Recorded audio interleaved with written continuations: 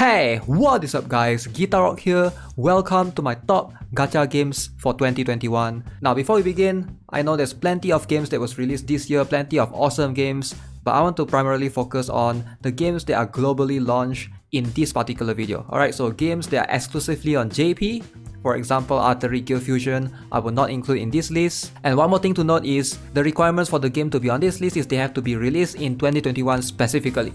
So any Princess Connect fans out there, I'm sorry man, this game was released December last year. So with that being said, hopefully we can cover as many of the titles as I can. Now do keep in mind that I might miss out some amazing titles, amazing games, because there's plenty of gacha games that's released this year, even though I'll only be covering mainly the global releases. If there's any particular title that I miss out, let me know in the comment section below. With that being said, let's jump right into it.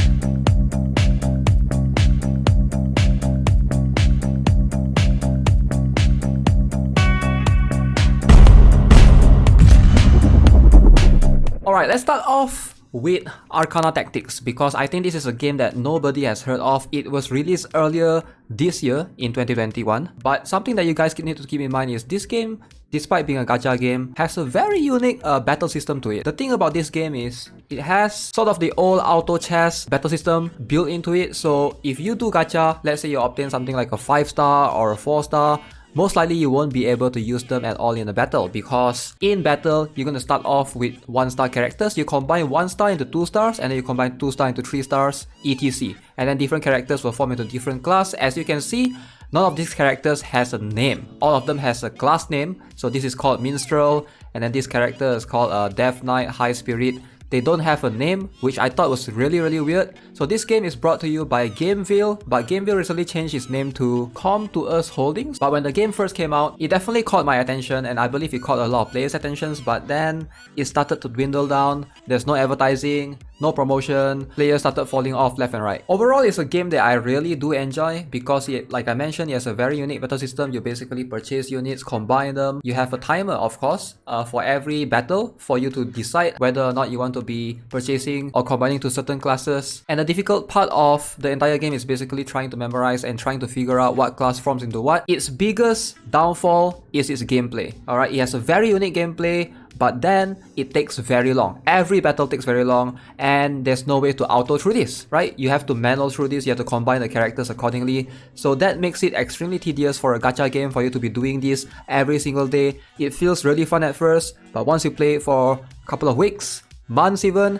you're gonna start feeling bored because everything takes so long. Cookie Run Kingdom is definitely one of the more unique gacha games that was released this year. It was released in January, around January-February 2021. It definitely has a lot to offer. Now each characters are basically like cookies with their own unique art style. You know, they have a costume, they have weapons and stuff like that. Of course, there's elements involved in the game, and you'll be building the base. And it has a very good story, voice acted. All of them will have their own voices as well. In terms of combat, each of them have their own abilities that you can activate in battle. There's also some base building element incorporated into the gameplay. Basically, you are supposed to manage this base throughout. While you're exploring the story, you can also expand the base further and further. Overall, I would say this is a very good gacha game if you are willing to give it a shot. It's definitely one of the better ones that came out this year. Alright, the next game in this list is going to be none other than Nier Reincarnation. Unfortunately, this is the only game on this list that I've never personally tried before, because it wasn't available on C region. I think the global release of this game was including more of the NA and EU region, right? Now I figured I will include it in this list because when the game was officially announced, plenty of players have asked me, hey Gitaro, are you gonna check out this game? And definitely it was getting a ton of hype, right? And then I think as weeks passed by, as months passed by, I think players started dropping the game, and I asked why are you guys dropping the game, right? A lot of them have said that the exploration is very long, it's more like walking simulator. I'm not sure what that means. That means you're walking a lot throughout, from areas to areas, and the combat system, you know, it doesn't feel particularly unique compared to a lot of other gacha games out there, right? But if you guys are into the Nier series, I believe this is a title that you can strongly consider for sure, because there seems to be a lot of effort put into this. Alright, next up we have none other than Disgaea RPG by Boltrain Games. Now this game came out from nowhere, and I know there's a couple of dramas that came with it when it first came out regarding some rollback on the first couple of days of the game. and that made players extremely furious. I'm not sure if there were compensation given out as well, but if I'm not mistaken, the rollback is not just one, I think there was 2 rollbacks, and the issue with the server causes it to be unplayable when it first launched. But I'm pretty sure the game has been fixed ever since, and if you're a big Disgaea fan, this game might be for you. Now personally, I'm not a big fan of portrait games, and I can understand why certain games choose to do so, because it makes it easier to play with one finger, one hand, whatever. But for this game, I don't really see it that way, because the battle system itself is basically turn-based, and one thing that you can notice for Disgaea games or the Disgaea franchise as a whole, the numbers gets extremely big. There's going to be like 100,000 and also million of damages later on. If you're a big Disgaea fan, you can definitely consider to give this a shot, but for me, as a game for a whole, it seems a bit lacking in terms of the core gameplay. Personally, this wouldn't be my first recommendation for a gacha game. If any player were to come to me, hey, recommend me a good gacha game for 2021, this game wouldn't be like the first on the list for sure. Alright, next up is the only game on this list that's currently no longer available because the service got shut down, and that is none other than King Sense. Yes, I know King Sense was released in 2021, but it also died in 2021. Now the game on its own is pretty decent, I would say. It's not too bad. It's brought to you by Super Prism, the same guys that made Illusion Connect. I'm pretty sure this game is no longer available to download from the Google Play Store, so I won't be diving too deep into it. I'm not surprised if, you know, we are able to see this game in the future in a different form, different name, with the same character assets and stuff. Sometimes gacha games developers tend to do that. Take the assets from characters, you know, the art and whatever, make it into a completely different game. Konosuba Fantastic Days is a game made by Nexon. I watched all the Konosuba anime of Season 1 and Season 2, but here's the thing. The game has its own unique story. It's divided into 2 different parts. There's one part where the story basically just copies from the anime itself, and then they added one additional touch where they added a few extra characters as well. One thing that personally I'm not a big fan of is the character cast itself. Basically, for example, Aqua, you get a 2-star variation, also you get 3-star variation, you get 3-star Summer Aqua, you get 3-star Winter Aqua. There's so many different variations. Instead of doing that, I would prefer to have multiple variety of characters, but I guess with Konosuba, that's the best that they can do. My only issue with this game is the amount of skip tickets they give, right? So basically each stages, if you have enough of the skip tickets, you can basically just skip it and get the rewards at the end. But the issue is the game doesn't seem to give you enough skip tickets, so you have to play smart and you have to decide which stages you have to skip and which stages you have to play manually. By manually, I mean you can still auto through it, but it's just a tedious process in my opinion. Just really hard if you're trying to manage depending on which particular one you're trying to prioritize, right? Depending if you're trying to prioritize the events or trying to prioritize on the regular hard stages that you have to sweep every single day. Whenever you do that, you know, that means that some part of the game still requires you to sort of manual play it to a certain extent, and personally I'm not a big fan of that. But other than that, the game is really solid. I would highly recommend it if you guys are looking for a more free-to-play friendly game. This is definitely one of the better ones that was released in 2021. Okay, My Hero Academia, The Strongest Hero. When I first heard of this game, a lot of players have told me, okay, this is going to be an open world game. And I was sort of in my mind, when I hear open world, obviously I think of Genshin, right? And the expectation is definitely very high then. Unfortunately, after giving it a shot, I played it for I think about 2 days. I didn't like it. It was a bit subpar, and at the time of the release of the game, there's definitely a lot of other games as well. It's definitely a title that I didn't use that much of my time playing, but I definitely had a ton of fun for sure. And I can see if you are a big My Hero Academia fan, this is a game for you. There's plenty of characters here. Something that I do see a lot of players complaining about regarding this game is the stamina system itself. I'm not sure if that has been fixed. Basically, that was what I heard when the game first launched, but it's been a couple of months ever since. So let me know in the comments below if you guys are playing this game and if you know if that issue has been fixed ever since. Alchemy Stars is a title that probably, if you're in the gacha gaming sphere, probably you would have heard of. It's one of the best games by far that was released this year. It has very good art on all the characters, extremely free to play friendly as well, I would say. However, the big issue that I see a lot of players complaining about this game, and something that I do find personally, is the tile system or just the battle system overall. So basically how it works is every single time you enter into a battle, you will get these floor tiles of different color.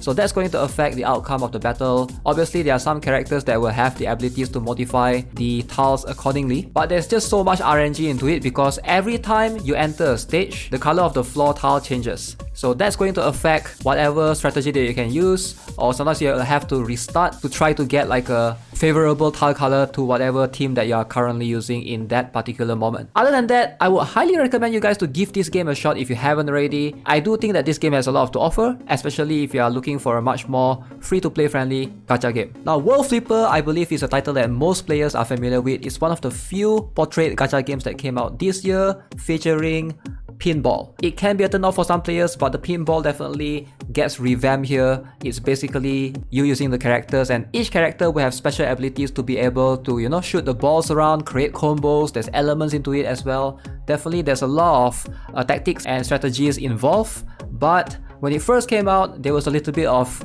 you know, censorship going on, which causes some drama. Other than that, if you're just here to play some pinball action gacha game, this is definitely a title that you should consider checking out. Personally, I'm not a big fan of pinball games, and especially portrait type games, but yeah, something that definitely could be fun for some players out there. Slime Isekai Memories is a game by Bandai Namco. It's one of the more recent games that was recently released. Unfortunately, now I'm not sure if it's me, but I do experience quite a number of bugs while playing this game.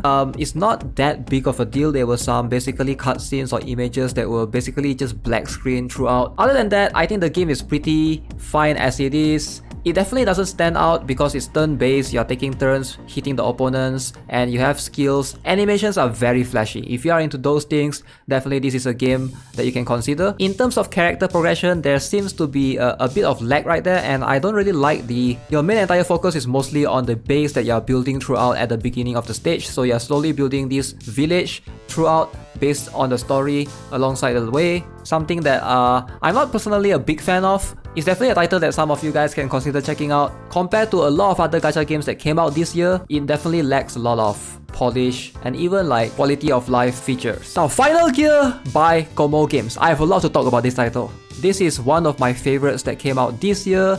It was extremely fun when I first played it. Mechs and waifus. What is there more to expect, right? So when you talk about mechs, I'm a big fan of it. I love watching mech animes when I was younger. Now the gacha of this game is a little bit unique. It also involves you to pull some of the mech parts, custom mech parts for some of the characters. This game is really complicated and definitely is very overwhelming, especially as a new player jumping into the game. I would say out of all the gacha games that I've listed in this entire video, it's definitely one of the more complicated ones out there. Now let's talk about what I do like in this game. It has a pull feature similar to Arknights where you can just customize every 4 hours for you to basically, you know, stack up a bunch of characters that you can obtain. I like this method for you to be able to obtain new characters, and there's a chance to get the highest rarity character as well. But what I do not like about this game is the dailies. Playing for the first day, first couple of weeks, it seems fine as it is, but once you start playing 2 months, 3 months, it started to feel heavy for me after about 3 to 4 months playing the game, because that's when the dailies started becoming tedious. It takes so long, there's no way for you to sweep through the stages, and one stage can take up to 10 minutes depending on which stage you're trying to play through, right? I would say if the developers were able to fix that issue, it would definitely receive a high recommendation for me. But if you're playing this game, this will have to be your main game for sure. You probably will not have any other spare time to play a different game altogether. Combat system is really unique. You get to control one mech of your choice in battle, while the other 3 basically will be autoing and doing whatever. So you can give instructions based on that. Overall, Final Gear is definitely something that I would say players should give a try, but you want to look up for some guides while playing the game. It's definitely much more complex than it looks. Now, while we're talking about Final Gear, let's talk about Figure Fantasy as well, because it's brought to you by the same company, Komo Game. Figure Fantasy is an idle game where you'll be farming currencies while it's idling. It's the only idle game that I've listed in this particular video. The character design is really unique. I actually enjoyed it a lot. So as you can see, you are collecting these figurines that can move, they can somehow talk, and also, you know, help you battle against opponents. So the battle system seems to revolve around setting up your characters, and it's more of a passive gameplay than an active one. While you're in battle, you're basically setting up your lineup and just let them go depending on how you're fighting the enemy, right? I would say the game itself is still fairly new, but it can be a big roadblock to especially free-to-play players. Definitely, I haven't spent a single dollar on the game, and so far I've been stuck on the same stage for quite a while. so you're gonna need to obtain a bunch of duplicates, and that's probably the biggest downside of this game. The progression doesn't seem linear, so you're gonna be able to play through the game, beat a bunch of stages, and then you're gonna get stuck for a while in the story until for about maybe 3 weeks, 4 weeks, and then you'll be able to progress for 10 levels, and then you'll be stuck again. So it's not linear in terms of as your characters get progressively stronger, you're gonna be able to proceed forward. Your character upgrades are locked behind duplicates. You will need to be able to obtain duplicates to be able to ascend them, or else it will be capped by a certain level. I do think that the developers need to try to give players more options to obtain duplicates for characters. Otherwise, a lot of players are going to leave the game because of how the progression is built. Getting stuck in the same place for a long time is not a good feeling. Most players will want to feel like they are progressing somewhat. Girl Cafe Gun is definitely a title that caught me by surprise. I was sponsored to play this game at first, and I didn't expect myself to enjoy it that much. The characters in this game are going to be quite similar to Konosuba in terms of you get multiple different variations of the character. When the game came out, it also has some censorship into it as well, unfortunately, but there's a bunch of hacks and tricks to make you remove the censorship from the game entirely if you're playing on Android, which is a big plus. It does have similar issues with a lot of other games that I've mentioned before this, in which the battle system can get a little bit tedious. There's no way to sweep through the stages, and you're basically just auto grinding in the background while leaving your device running. Overall, the event formats are pretty good. You get a bunch of good stuff. I would say the game itself is pretty free to play friendly. The combat system is in a chibi style, however, so if you're not a big fan of that, I guess this is not the game for you. I do think that this game has a lot of potential if it's willing to improve upon the quality of life features. The game recently had a bunch of new updates with some guild features as well. I might consider coming back to the game and check it out, and give it a shot. Alright, before we proceed, I just want to give a quick shout out to Counter-Side. This is a game that definitely I do play a lot on my channel. If you guys have been following me, you would know this is pretty much what I mostly play during my live streams. Unfortunately, it does not have a global version. This game is exclusively right now on C server or the C region. You can, however, still play the game and download it despite it not being on your region, because it has a PC client, which is definitely a big, huge bonus for Gacha Games that comes out in 2021 or 2022 or whatever future year that you plan to watch this on. I definitely do think that more games needs to do that. Now, in terms of the art style, I do like it, and I'm pretty sure a lot of players are going to appreciate it as well, because it has a no chibi style in the combat model itself. As you can see right here, most of the characters are in their proper form. And I know most games, 99% of the games out there that came out this year mostly have a chibi style form in the battle combat system or whatever. But yeah, this game is one of the few that do not have that. I do think that this game has a lot to offer for either players looking for more hardcore PvP or players looking for a more casual style of gameplay. Anyone can literally just enjoy the game. Fingers crossed, but I do hope that in 2022 there will be a global version for Counter-Side. Next up on the list, we have none other than Revived Witch. I have plenty of things to say about this game. In my opinion, this is one of the most overhyped game in 2021. Now, what do I mean by that? Again, this is just my opinion, so take it with a grain of salt. So let's start off with the goods. This game has a lot of amazing things that comes with it. It has amazing exploration. It has very, very good soundtrack. One of the best, one of the saddest music I've ever heard in my life. The art style for the pixel stuff is very, very good. But the art for the L2D, I don't like how the L2D are locked within the highest ascension for each character. That is definitely a big bummer for me. Again, if you are into PvP, this game has that to offer you as well. The PvP is, I'm not sure what to call it. It's not a turn-based system, but it's a active system where you and the enemies basically just actively spam skills at each other, but most of the time you'll be using auto anyways. Now, the game itself is good, everything itself is perfectly in place, however it lacks some features at the beginning. For example, the guild system and the friend system. When the game was first launched, it doesn't have those things incorporated into it, it only has those later on. A little bit weird, but even then, after the first event ended, the game felt really empty. There's nothing much to do other than just farming ascension materials for your characters, strengthening them. The game does everything subpar. It doesn't do anything that stands out in particular, except for the soundtrack in my opinion. I do like the music a lot in this game. Would I recommend a new player playing this game right now?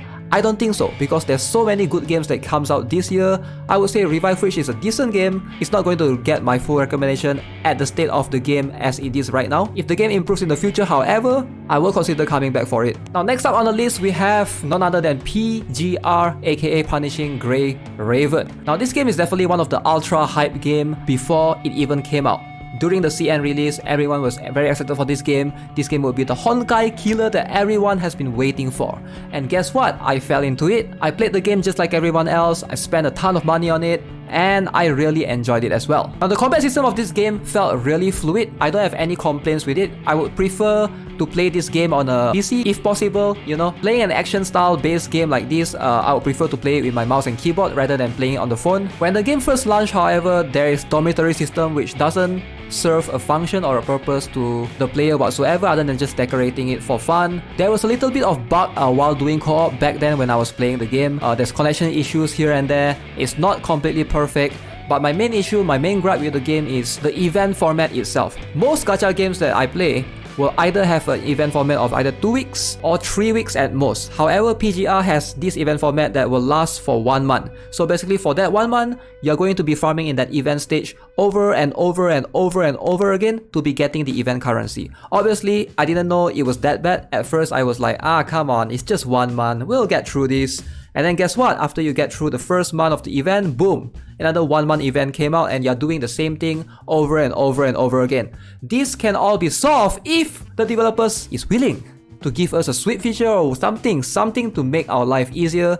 But obviously, being an action-based game, you can't auto nothing. You have to play through the stage over and over again every single day. I know a lot of people will say, oh, it only takes like 10 minutes or 30 minutes of your time, but it didn't feel like I was playing the game. It felt like a chore for me. Which brings me to my top recommendation of 2021. In my opinion, this is the best game and I would highly recommend you guys to try it out.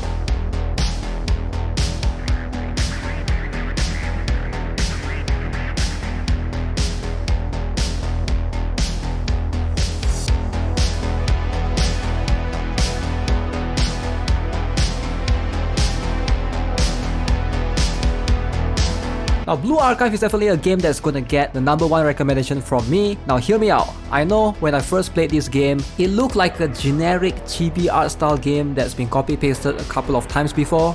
And that's my first impression before getting recommended to play this title, of course. But after playing it, oh boy, you start to see how much detail the developers actually put into the gameplay. The amount of quality of life in this game is just superb. It's definitely not something new, but it caught me by surprise for sure. Now, if you look at the battle, alright, this is where the battle takes place, and I believe looking at the chibi art style can definitely put some people off. I know not everyone is into this chibi art form in the battle system, but if you look carefully, some of the environment, some of the things in the environment itself can be destroyed. So I thought that was pretty cool, like a very cool neat feature. This is like a small thing, but it definitely adds some touch to the battle itself, alright? Destroying barricades where the girls, your students, takes cover, and then forcing them to switch position and things of whatnot definitely puts a small emphasis on a little bit of strategy right there. Another big thing that I really like is the claim all button. I know this is basic, right? Claim all, come on, every game should have claim all, but not every game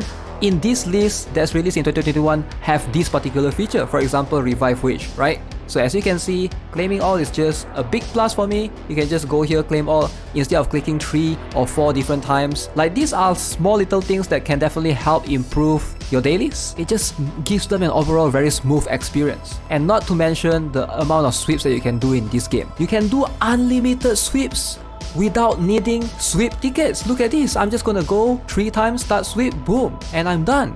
And I'm literally done. All my stamina has been used, and this is what I don't really get why more games don't incorporate this on day one, right? Some games, they don't have any sort of sweep feature. They will introduce it like 6 months down the road. By then, you know, most players have already quit the game. Even small things like going to the shop, right? Allowing you to, instead of buying one thing at a time, you have the option to tick them, and then you can just press purchase. It allows you to buy both of the things that you just selected and you just tick, instead of buying one. The story format I'm a big fan of. Is something that I don't see much in any other games. It allows you to read the story whenever you are free because it's separated from the main quest itself. So you have this main story right here that you can read at any time. You can just binge watch all of this if you want to. I'm a big fan of this compared to where regular missions, they force you to read the story halfway through every time you're trying to play through the stages. But the game is not without its flaws. There are some raids bug right now, players that abuse some of the bugs. The PvP has a little bit of RNG